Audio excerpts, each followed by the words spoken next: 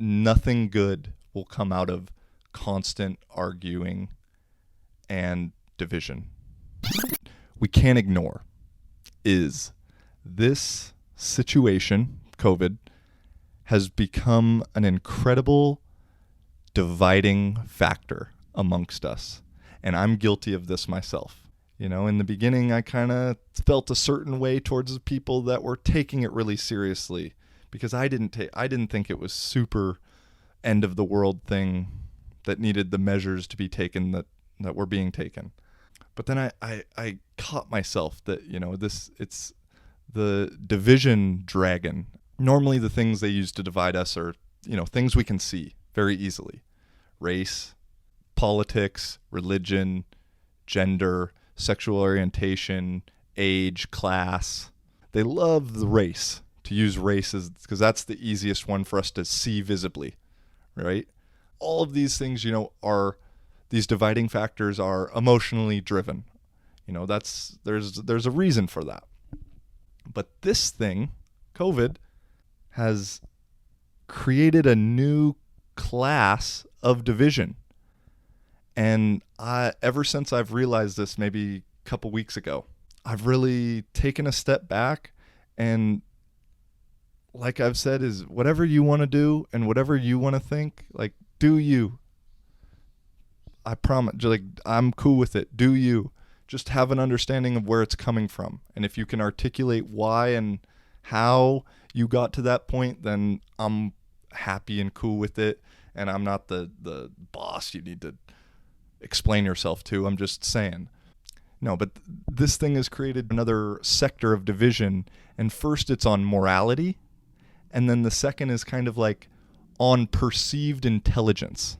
And what I mean by that is myself, I'll speak solely on myself, is where I didn't think it was a huge deal. I thought we were overreacting.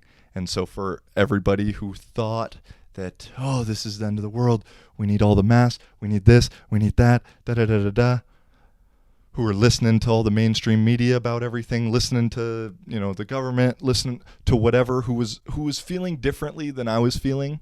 To me, I was looking down on them, calling them sheep, because in my mind, their perceived intelligence wasn't as high as mine. And then on the flip side is for all the people who were taking it very seriously, they would look at the people who don't take it seriously, who aren't believing in, you know, every mainstream media report or whatever. They're looking at them as like, oh, you're a conspiracy theorist. And so from both sides in the perceived intelligence, both sides were looking down on each other. And then from the morality side of things, if you stayed at home and didn't go out, you were a moral person who cared about everybody else. But if you went out and didn't wear a mask or didn't want to wear a mask or whatever, you're immoral and you don't care about people and you're a bad person because you want people to die. It's like, what? No, that's not how it is at all. Like I said, everyone has their own reasons to believe what they want to believe and feel how they want to feel. As I mentioned, I've had some close friends who, if you go through the 8 subcategories that I just mentioned before of race, politics, religion, yada, yada, yada, we agree on every single one of those things, or are very close to agreeing. But on this issue, we don't. And now we're divided. And so that just came up, you know, through my mind. And ever since then, I've been trying to, and obviously I'm not perfect, but everything I'm aiming at, I just want people to understand that nothing good will come out of constant arguing and division. You know, the united we stand, divided we fall, is like, that is so true. You know, nowadays we've been conditioned to make our beliefs be so extreme, to be so polar, that it's either black or white.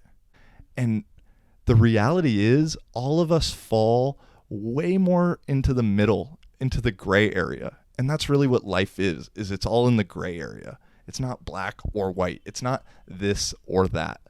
You could think that this situation is serious, but then also think that we're overreacting.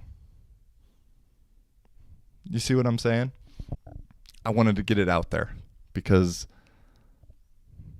man, I want us to get along. I want us to improve. I want things to go in the positive direction. And I think I'm not alone. I think everybody wants that for the most part. And so let's try.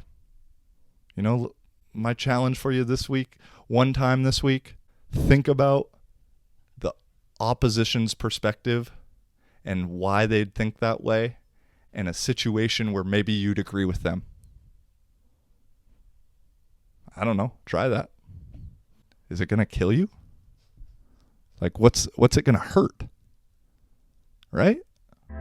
Living for a living, baby. How you doing?